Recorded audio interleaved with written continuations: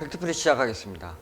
오늘은 자식 잉태에 관한 말씀을 드릴까 하는데요. 자식이 어떻게 태어나고 우리 지금 경제나 사회적인 문제와 관련하여서 일어나고 있는 불임, 난임, 그리고 저출산율에 관한 말씀을 드릴까 합니다. 자, 토론방에 프라즈나 님께서 올려주신 글인데 이게 반야죠, 반야. 예. 자, 한번 읽어보도록 하겠습니다. 40대에 만혼을 하고 얼마 전에 힘들게 아이가 생겼는데 8주 만에 자연유산되었습니다. 나이도 나이인데 하루빨리 생겼으면 좋겠습니다.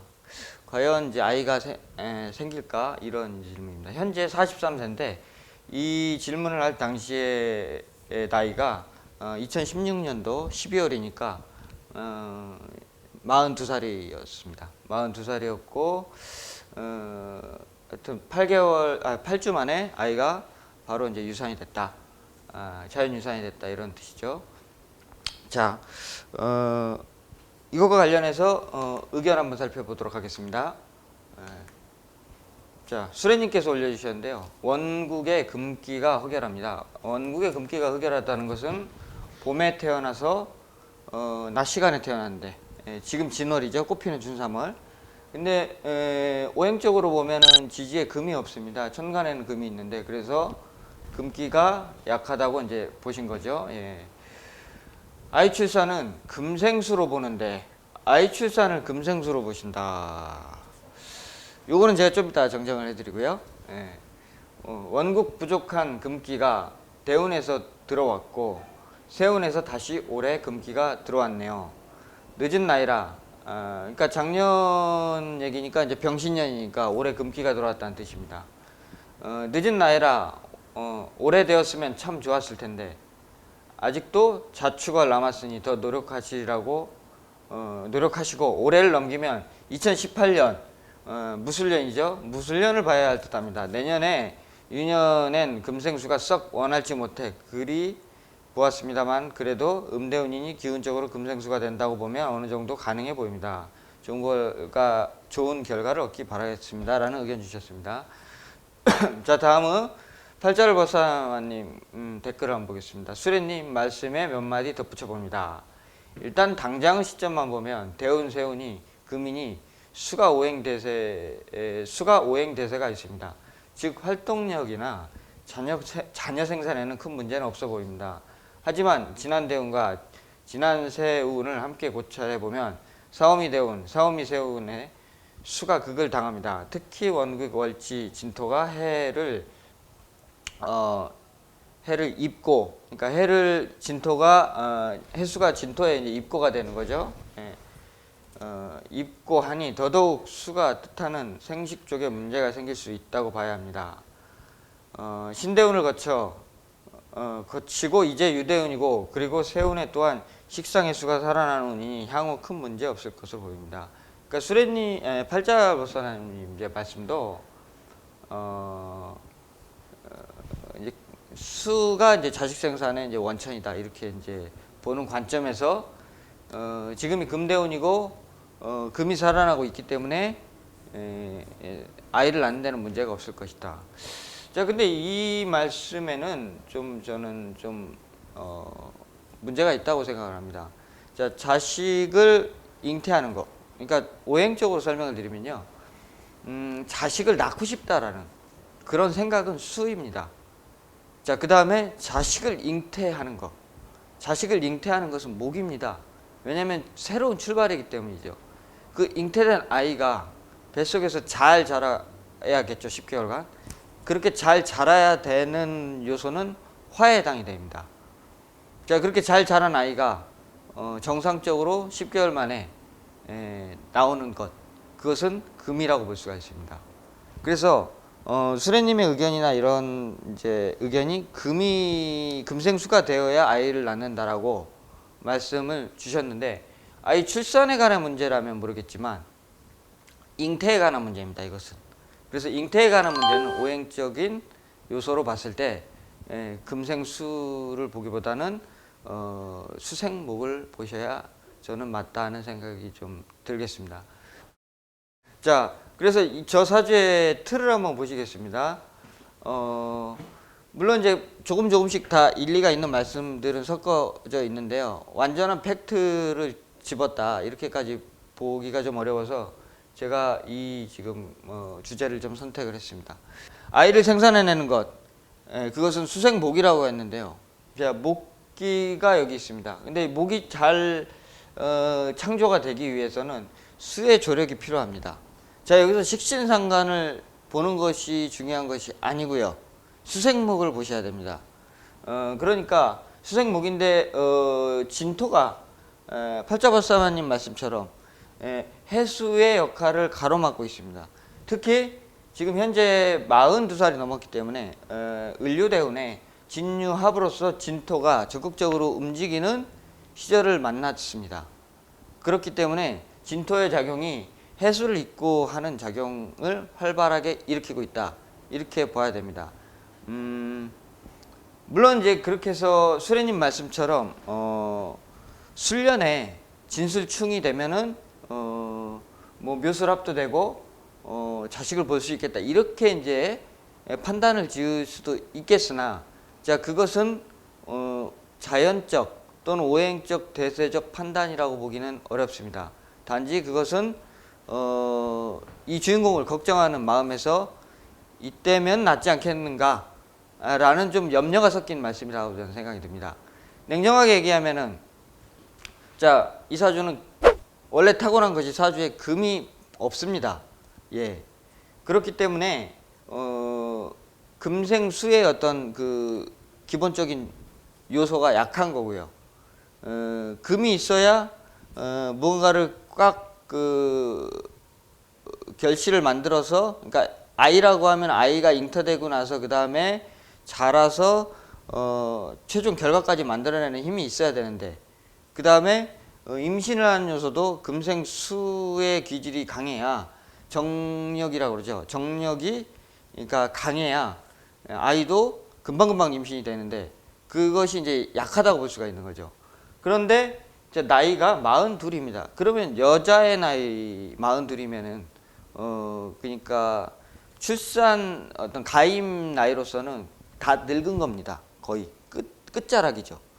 그런데 사람마다 자 40살이 넘어도 아이 임신하는데 문제가 없는 사람이 있는가 하면은 이 경우에는 가뜩이나 지금 봄에 태어나서 금기가 부족한 사람인데 그래서 이제 임신에 대한 어떤 그런 요소가 진토 때문에, 진토의 입고작용 때문에 약하게 태어났습니다. 그런데 결혼이 늦고 그 다음에 지금 시기적으로도 가을이 왔기 때문에 생명 창조는 봄에 일어나는 것이지 가을에 일어나는 것이 아닙니다. 그렇기 때문에 오히려 이분은 이제 결혼을 좀 빨리 했다고 하면 자식을 낳는데 문제가 없었겠지만 금대운이 들어오고 나서 특히 41세, 40대가 넘어가게 되면은 아이를 낳는데 매우 힘든 구조를 가졌다. 대운에서 볼 수가 있겠습니다. 더더군다나 세운에서 또 가을을 맞이했습니다. 그렇기 때문에 금이 와서 자식 생산을 할 수 있겠다라는 판단보다는 금이 와서 자식 생산을 하는데 더더욱 어려움을 겪겠다. 저는 이렇게 판단이 됩니다. 오히려. 그렇기 때문에 지금 43살인데 올해도 아마 뭐 시도는 하겠지만은 현실적으로 임신을 하는 것은 명리적으로 보았을 때는 좀 어려움이 많지 않을까. 개인적인 그런 생각입니다. 요즘 이제 그 불임이나 난임이 굉장히 많은데요. 그 원인을 살펴보면은 여러 가지 이유가 다 있겠죠. 남성 불임의 어떤 그 대표적인 이유는 뭐 호르몬 장애나 뭐 독성 물질, 정자의 문제, 뭐 정자 배출의 문제, 과로, 스트레스 뭐 이런 얘기라고 하는데 뭐 기본적으로 이게 뭐 의학적으로 사실 설명이 안 되는 겁니다. 예. 정자수가 왜 감소가 되는 것이며 정자 배출에 왜 문제가 있는 것입니까? 그러니까 현상적으로는 이런 현상이 있지만 왜 이런 현상이 발생했겠느냐라는 거죠. 어쨌거나 그 남성의 불임도 이제 요즘 많이 늘어나고 있는 추세고 여성의 불임의 문제를 보면은 가장 큰 게 이제 원인 불명입니다. 이유를 모른다는 거죠. 예. 또 뭐 기본 또 다른 사례를 보면 나팔관 장애, 배란 장애, 예. 자궁 내막 장애. 뭐 이렇게 약간 의학적으로 설명할 수 있는 부분도 있지만 원인 불명, 조기 폐경, 그 다음에 습관성 유산, 뭐 이런 것들은 아무 이유가 없는 거거든요. 나이가 안 됐는데 왜 조기 폐경이 되며 습관성 유산을 하냐 그 말입니다. 아무런 이상이 없는데, 아무런 문제가 없는데. 자, 그래 대부분은 의학적으로 생명 탄생에 대한 신비를 밝히고 있다 이렇게 보기는 어렵습니다. 자, 그런데 특징이 있는데요. 여자와 남자의 불임의 비율을 살펴보면 남자에 비해서 여자가 훨씬 높다라는 걸 알 수가 있겠습니다. 이 물론 이제 옛날 자료입니다만 2010년도 자료를 보면 전체 불임 환자 남자는 34,811명. 그러니까 그 다음에 결혼 정년기에 지금 현재 아이를 낳아야 되는 어떤 그 상황에 놓여 있는 남자 중에 여자는 무려 149,765명입니다. 비율로 따져봐도 이거 굉장히 차이가 많이 나죠. 즉 남성의 문제보다는 여성의 문제가 사실상 더 크다는 건데, 이 말을 바꿔서 얘기하면은 몸 관리에 있어서 남자보다 여자의 몸 관리가 훨씬 더 중요하다는 지표가 될 수도 있는 것입니다. 자, 그것은 자연적 원인에 들 수가 있는데요. 이제 생명 창조라고 하는 것 자체가 남자는 양의 소산이고 여자는 음의 소산입니다. 그래서 남자는 기본적으로 양기를 충전을 하는 것을 천기를 받아서 양은 많고 음은 적은 것이거든요. 그렇기 때문에 남자는 계속 나이가 들 때까지 오랫동안 그 기운을 쓸 수 있고 쉽게 훼손이 안 되는 반면 음기는 우리 지구처럼 땅과 같은 것이거든요. 그렇기 때문에 오래 쓸 수도 없거니와 그 질량 자체도 작게 되는 것입니다.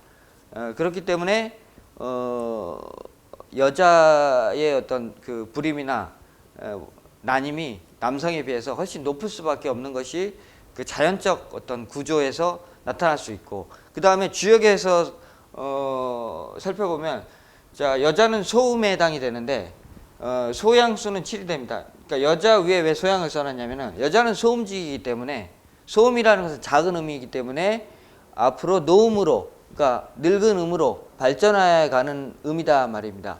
그렇기 때문에 자식 생산과 관련된 것은 소음지기로 봐야 되는데, 소음은 소양과 같이 짝을 지어서 상통해서 음양의 짝을 지어서 새로운 어떤 그 물체를 만들어내는 것이기 때문에 여자는 칠수를 쓰는 거고요. 반대로 남자는 소양지기이기 때문에 팔수를 쓰는 겁니다. 자, 이거에 대한 자세한 설명을 지금 드릴 수는 없지만 일단 그렇다라고 이해하시면 좋겠고요.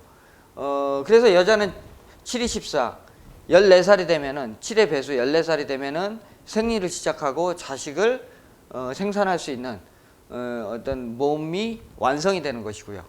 남자 같은 경우에는 8이 16이죠. 두 번째, 8이 한 번, 두 번 거듭됐을 때 16살이 되면은 드디어 자식을 생산할 수 있는 능력을 갖추게 되는 것입니다. 자, 그래서 여자의 경우 77에서 49면은 모든 이제 생식 할 수 있는 능력이 소멸되게 되는 것이고요. 남자는 64세를 잡고 있습니다. 자, 그런데 76, 42, 42살이 되게 되면은요, 황제내경에서 보면은 황제내경 그 상고천진론에서 나온 얘기입니다. 제가 그것을 지금 인용해서 여러분께 쉽게 설명을 드리고 있는 건데, 41살이 되면, 42살이 되면은 여자는 천계가 끊어져서 하늘의 어떤 원기를 말하는 것입니다.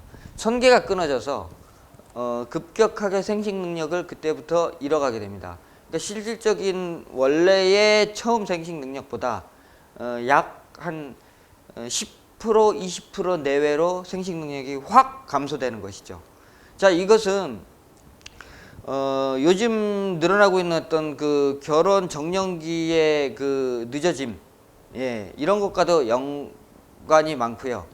아무래도 결혼이 늦다 보니 자식 생산도 많이 할 수 없으니까 저출산의 또 원인이 되기도 합니다.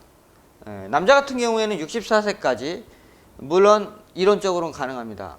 뭐 책의 내용을 보면 황제가 기백에게 100살까지 100살이 넘어도 자식 생산이 가능하느냐 이렇게 물어봤더니 기백이 말하길 돌을 닦고 몸을 잘 정갈이 잘하면 남자 같은 경우에는 100살이 넘어도 자식을 낳을 수는 있다고 합니다.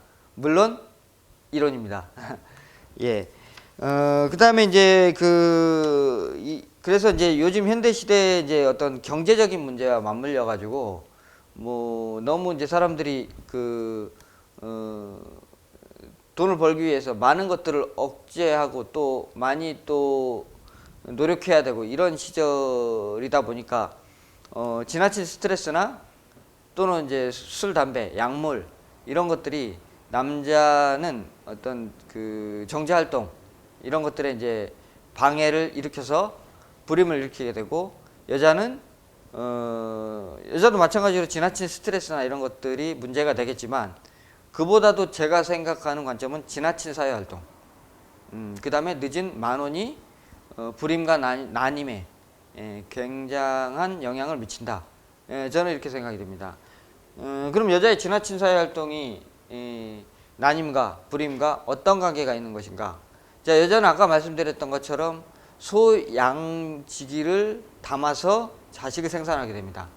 그런데 사회활동이라는 것은 양에 해당이 되는데 그 양을 다 사회활동에 소진하게 됨으로써 체질적으로 그것을 많이 갖고 태어나지 못한 여성들 같은 경우에는 결국 나이 들어서 자식을 낳으려고 할 때 그때 양기 부족으로 난임과 불임의 어려움을 겪게 되는 것입니다. 자, 그러니 기왕이면 빨리 아이를 임신해서 갖는 것이 좋고요. 기왕이면은 좀 자식을 낳아야 되고 뭔가 문제가 있다라고 느껴지기 전에 자, 사회활동을 줄이고 몸을 잘 채워놔야 난임과 불임의 어떤 그런 어려움을 겪지 않을 것이다. 이렇게 생각이 됩니다. 그러니까 우리 사회가 요즘 맞벌이다, 무엇이다, 여성들의 사회활동이 늘어나고 있습니다. 출산율 저하의 원인이 뭐라고 생각하느냐 하니까 가장 큰 문제가 경제적 부담이라고 합니다. 그러니까 이 문제는 이제 뭐 남자 여자 공통적인 얘기죠. 그러니까 돈을 벌려고 하다 보니까 아이 낳는 게 부담스럽다. 그렇다 보니까 결혼을 늦추게 되고 그렇다 보니까 아이를 적게 낳게 되고 그다음에 뭐 하여튼 결혼 지연 기피 이런 것도 문제가 있는 거고요. 하여튼 아이 키우는 게 너무 어려운 세상이 됐다. 이렇게 볼 수가 있겠습니다. 자, 그래서 우리나라는 OECD 국가 중에 가장 최저, 그러니까 1.15명이죠. 가장 낮은 출산율 저하 국가로 전락해 버렸습니다. 자, 맹자님이 나라가 망할 징조에 대해서 세 가지를 꼽았습니다. 자, 나라가 망하려면 어떤 일이 벌어지느냐, 나라에. 첫째, 아이 우는 소리가 없어진다. 두 번째, 배틀 짜는 소리가 사라진다. 즉 뭐냐면 제조업의 붕괴를 말하는 것입니다. 세 번째, 글 읽는 소리가 사라진다. 자, 그래도 우리나라 아직까지 교육 열기는 뜨겁습니다. 글 읽는 소리는 사라지지 않았으나 아이 우는 소리와 제조업이 점점 사라져가고 있습니다. GDP는 높을지 모르겠으나 지금 이런 어떤 안 좋은 징조가 굉장히 지금 많이 지금 우리 사회 곳곳에 두드러지게 나타나 있는데 대한민국은 지금 잘 되고 있다기보다는 제가 볼 때는 위기에 처해 있다. 이렇게 저는 생각이 듭니다. 자, 자살률 1위, 암 증가율 1위, 사교육비 1위, 온갖 부정한 지표에 1위를 기록하고 있는 대한민국입니다. 자, 이런데 우리나라가 지금 잘 되고 있다고 얘기할 수 있을까요? 2017년 이것은 우리가 이제까지 과거를 살아온 성적표라고 볼 수가 있겠습니다. 정부는 물론이거냐 사회가 또는 우리 개개인의 의식이 변화하여 좀 더 행복한 사회를 만들어가기 위해 새롭게 생각해 봐야 되는 문제가 아닐까 그렇게 생각이 됩니다. 팩트풀이 마치겠습니다.